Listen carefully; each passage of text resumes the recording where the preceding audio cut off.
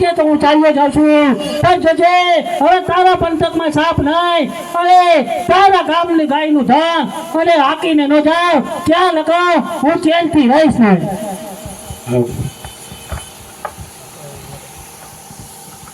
અરે આજે તો જોઉં તો જવા દઉં છું, ગાય સામે નજર કરી છે તો તારી આંખમાં છળકતા સળિયા ઘુસેડી દઈશ.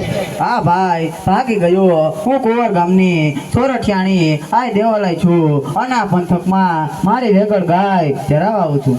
અરે હું સમક્ષ રાઠોડનો ભાણેજ વચરાજ સોલંકી છું. ખમા સોલંકી કોના ધણી વીર વચરાજ ને ઘણી ખમા તમારી નામના ઘણા સમયથી છે.